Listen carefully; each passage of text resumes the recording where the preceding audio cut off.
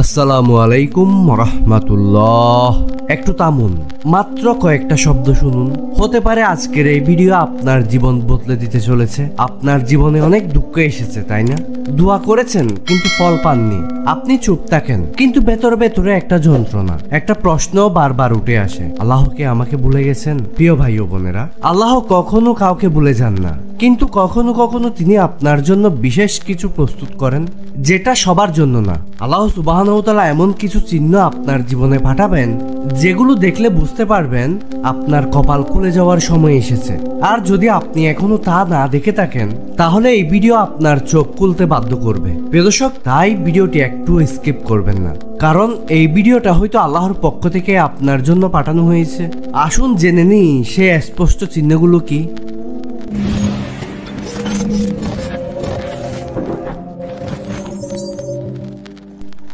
এক নাম্বার, আপনি গুনাহ থেকে ফিরে আসতে শুরু করেছেন। প্রিয় ভাই ও বোনেরা, আপনি জানেন সবচেয়ে বড় বিপ্লব কখন ঘটে?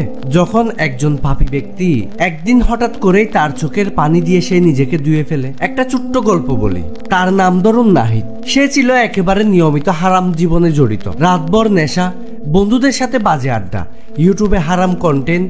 তার জীবনে নামাজ নেই বললেই চলে, কোনো দায়বদ্ধতা নেই। একদিন তার ছোট ভাইটা হঠাৎ করে হার্ট অ্যাটাকে মারা যায়, মাত্র 17 বছর বয়সে। জানাজা শেষে বাড়ি ফিরেই নাহিদ নিজের ঘরের দরজা লাগিয়ে কেঁদে ফেললো আর বলল, আমি কি আজ মরলে জান্নাতে যাব নাকি জাহান্নামে পড়ব? সেই দিন থেকে সে ধীরে ধীরে গান শোনা ছেড়ে দিল, ফেসবুক স্ক্রল কমিয়ে নামাজ পড়া শুরু করলো, শুধুমাত্র একটা ভয় থেকেই, আল্লাহ আমার এই অবস্থায় যদি মৃত্যু দিয়ে দেন আমি কোথায় যাব? এই ভয়, এই অনুশোচনা, এটাই আল্লাহর পক্ষ থেকে একটা সাইন। এটা গুনাহ থেকে ফেরার শুরু, আর গুনাহ থেকে ফিরে আসা মানে আল্লাহ কপাল খুলে দিচ্ছেন। রাসূল সাল্লাল্লাহু আলাইহি ওয়াসাল্লাম বলেন, যার ভালো কাজ তাকে আনন্দ দেয় আর মন্দ কাজ তাকে কষ্ট দেয়, সেই প্রকৃত মুমিন। তিরমিজি। প্রিয় দর্শক, এখন আপনাকে একটি প্রশ্ন করি, আপনি কি এখন হারাম থেকে কিছু ধীরে ধীরে সরে আসছেন? যদি হ্যাঁ, তাহলে কমেন্টে লিখে ফেলুন আমি ফিরে আসছি। কারণ আপনি একা নন, হাজারো ভাই বোন আজ এই পথেই ফিরেছেন। এখন আপনার অভিজ্ঞতা হয়তো আরেকজনকে উদ্বুদ্ধ করতে পারে আপনার একটি কমেন্টে। 2 নাম্বার, আপনি একা একা রাতে কাঁদছেন।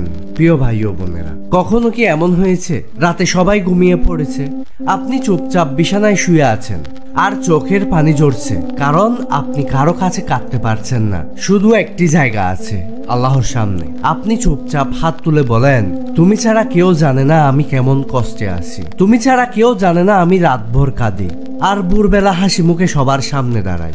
এই কান্না, এই নীরব কষ্ট আল্লাহ দেখেন, জানেন এবং বুঝেন। আল্লাহ সুবহানাহু ওয়া তাআলা কুরআনুল কারীমে কি বলছে জানেন? তারা রাতের বেলা বিছানা থেকে উঠে দাঁড়ায়, আল্লাহকে ডাকে ভয়ে এবং আশায়, আর আমি তাদেরকে এমন রিজিক দিই যা তারা কল্পনাও করতে পারে না। প্রিয় ভাই ও বোনেরা, আপনি যদি এমন কান্না করেছেন, তাহলে আপনি সাধারণ কেউ নন। আপনি সেই সৌভাগ্যবান মানুষ যাকে আল্লাহ কাছে রাখতে শিখিয়েছেন। এটাই আল্লাহর সেই নিশানা যে তিনি আপনার হৃদয়ে তার ভালোবাসা ঢুকিয়েছেন। রাতের একাকিত্ব করা এই কান্না আসমান কাঁপিয়ে দেয়। আপনি জানেন, অনেক বড় বড় আলেমরা বলেন, রাতের দোয়া দিনে আল্লাহর রহমতের দরজা খুলে দেয়। এখন আমি জানতে চাই, আপনি কি কখনো এমন রাত কাটিয়েছেন যেখানে কেউ জানতো না আপনি কাঁদছেন, শুধু আল্লাহ জানতেন? তাহলে কমেন্টে শুধু লিখুন, আল্লাহ জানেন। হয়তো এই ছোট্ট কথাটা কাউকে মনে করিয়ে দিবে সে একা নয়। আপনি আল্লাহর প্ল্যানের উপর আস্থা রাখছেন, যদিও দেরি হচ্ছে। প্রিয় ভাই ও বোনেরা, একবার চিন্তা করে দেখুন, আপনি অনেক কিছু চেয়েছেন জীবনে, তাই না? ভালো রেজাল্ট, ভালো চাকরি, ভালো বিয়ে, একটু শান্তি, কিন্তু এখনো হয়তো কিছুই মেলেনি। তবুও আপনি আল্লাহর উপর রাগ করেননি, বরং বলেছেন আল্লাহ যখন চাইবেন তখন দিবেন। আপনার এই বিশ্বাস, এটাই ইমানের গভীরতা। কারণ সবাই আল্লাহর উপর বিশ্বাস করে যখন সব ঠিকঠাক চলে, কিন্তু যারা সবকিছু ভেঙে পড়ার পরেও বলেন আল্লাহ তো আছেন, তারা হলো আল্লাহর প্রিয় বান্দা। একটা বাস্তব গল্প শোনাই। নাসরিন নামের এক বোন 3 বছর ধরে বাচ্চার জন্য দোয়া করছিলেন। ডাক্তারের রিপোর্টে বলা হয়েছে বাচ্চা হওয়া সম্ভব নয়, কিন্তু তিনি কখনো রাগ করেননি, রোজা রেখে দোয়া করতেন, তাহাজ্জুদে উঠতেন। বিয়ের 7 বছর পর আলহামদুলিল্লাহ আল্লাহ তাকে এক পুত্র সন্তান দিলেন। রাসূল সাল্লাল্লাহু আলাইহি ওয়াসাল্লাম বলেন, যে ব্যক্তি দোয়া করে আল্লাহ 3টি জিনিসের যে কোনো একটি তাকে দেন। 1 নাম্বার, যা চেয়েছে তাই পাবে। 2 নাম্বার, কোনো বিপদ সরিয়ে দেন। 3 নাম্বার, আখিরাতে তার জন্য জমা রাখেন। প্রিয় দর্শক, যদি আপনি আজ পর্যন্ত দোয়া করে যাচ্ছেন, ফল না পেলেও বিশ্বাস হারাননি, তাহলে জেনে রাখুন আপনি সেই ভাগ্যবান যাকে আল্লাহ বেছে নিয়েছেন দেরিতে দেওয়ার মাধ্যমে পরীক্ষা করার জন্য। প্রিয় দর্শক, এখন বলুন তো, আপনার জীবনে এমন কোনো দোয়া আছে যা এখনো কবুল হয়নি, তবুও আপনি হাল ছাড়েননি? কমেন্টে লিখুন, আমি এখনো অপেক্ষা করছি। আপনার এই ধৈর্য হয়তো আরেকজনকে ভেঙে না পড়তে সাহায্য করবে। 4 নাম্বার, আপনি ভালো কাজ করতে আগ্রহী হয়েছেন, যদিও অন্যরা করছে না। কখনো কি মনে হয়েছে সবাই যেন ভুল পথে হাঁটছে? আশেপাশে কেউ নামাজ পড়ছে না, কেউ গীবত ছেড়ে দিচ্ছে না, কেউ পর্দা মানছে না, কিন্তু আপনার ভেতরে একটা অদ্ভুত আগ্রহ জন্ম নিয়েছে। আমি আলাদা হব, আমি আল্লাহর পথে ফিরব। এই অনুভূতি, এই আগ্রহ আল্লাহর পক্ষ থেকে আপনাকে দেওয়া এক বিশেষ ডাক। কুরআনুল কারিমে আল্লাহ সুবহানাহু ওয়া তাআলা কি বলছে জানেন? আল্লাহ যার অন্তর খুলে দেন সেই ইসলাম গ্রহণ করতে পারে। প্রিয় দর্শক, তাহলে একবার ভাবুন, সবাই যখন সিরিয়াল দেখছে, আপনি হয়তো ইউটিউবে ইসলামিক ভিডিও করছেন। সবাই যখন ট্রেন্ডিং গান শুনে, আপনি হয়তো কোরআনের তেলাওয়াত শুনেন। আপনি ভিন্ন, আর এই ভিন্নতাই হচ্ছে কপাল খোলার শুরু। একজন ভাই ছিলেন যার নাম সুমন। বন্ধুরা সবাই তাকে বলতো, তুই নামাজে গিয়ে কি পাস?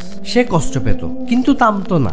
আজ সেই সুমন হয়ে গ্রামের মসজিদের মুয়াজ্জিন, যাকে দেখে অনেকেই নামাজ শুরু করেছে। দুনিয়াতে যখন আপনি একা ভালোর পথে হাঁটেন, আখিরাতে আল্লাহ আপনাকে একার মতোই জান্নাতে প্রবেশ করাবেন ইনশাআল্লাহ। প্রিয় দর্শক, এখন যদি জানতে চাই আপনি কি নিজে নিজে ভালো হওয়ার চেষ্টা করেছেন যখন আশেপাশে কেউ করছে না? তাহলে কমেন্টে লিখুন, আমি আলাদা হওয়ার চেষ্টা করছি।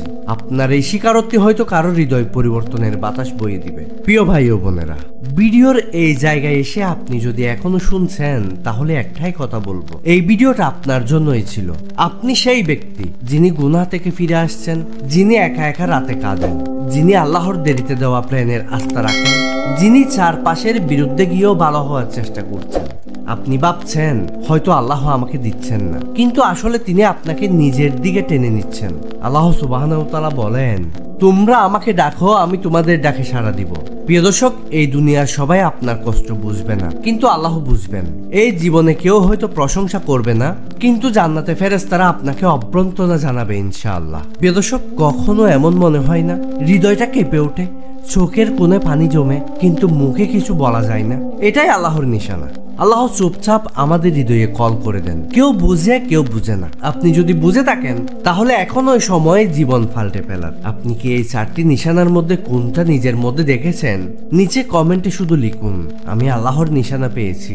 আর যদি সময় থাকে, আপনার জীবনের ছোট্ট একটি গল্প লিখে ফেলুন, হয়তো সেটাই হবে অন্য একজনের হেদায়েতের দরজা।